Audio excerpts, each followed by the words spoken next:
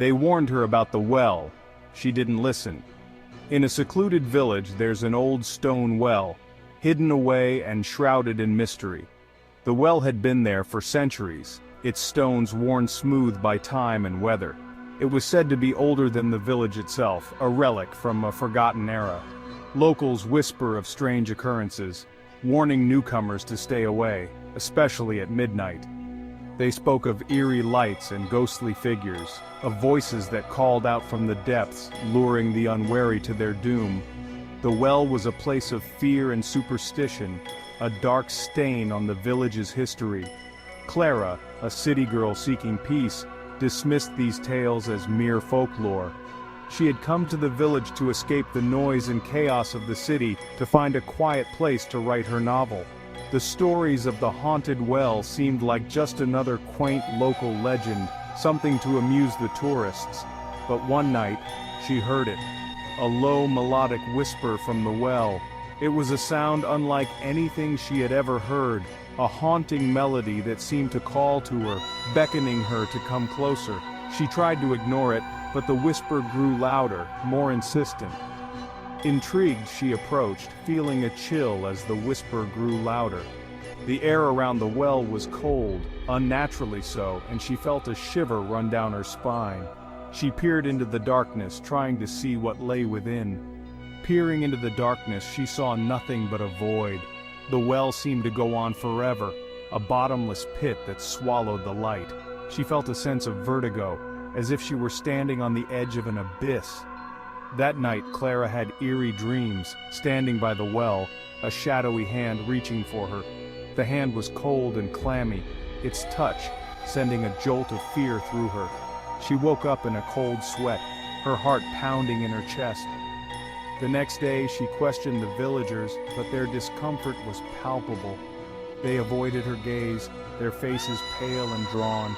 It was clear that they were afraid, but of what, she couldn't say. An old woman warned, "The well takes those who are curious. Once it has your name, it won't let go." Curiosity gnawed at Clara. She couldn't shake the feeling that there was something important about the well, something she needed to understand. Ignoring the warnings, she visited the well nightly, hearing voices pleading for help. The voices were faint, almost drowned out by the sound of the wind, but they were there, calling to her, begging her to come closer. One voice stood out, her late mother's. It was a voice she hadn't heard in years, a voice she thought she would never hear again. The sound of it brought tears to her eyes, and she felt a pang of longing and sorrow. She discovered the well's dark past, a place of punishment where souls linger, waiting to be freed.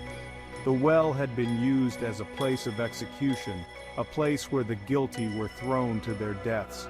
Their souls were trapped, unable to move on, bound to the well by their suffering. One stormy midnight, Clara returned, lantern and rope in hand, determined to face the well's secrets. The wind howled around her, the rain lashing at her face, but she pressed on, driven by a need to uncover the truth. As she lowered the lantern, shadowy figures with glowing eyes writhed below. They were twisted and grotesque, their eyes glowing with an unholy light. She felt a wave of nausea and fear, but she forced herself to keep looking. Suddenly, unseen hands pulled her towards the edge. She felt a force dragging her, pulling her closer to the abyss.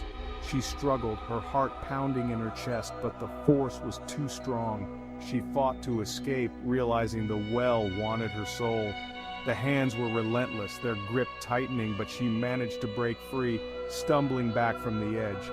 Barely escaping, Clara left the village, but the whispers followed, haunting her dreams. She couldn't escape the feeling that the well was still watching her, waiting for her to return.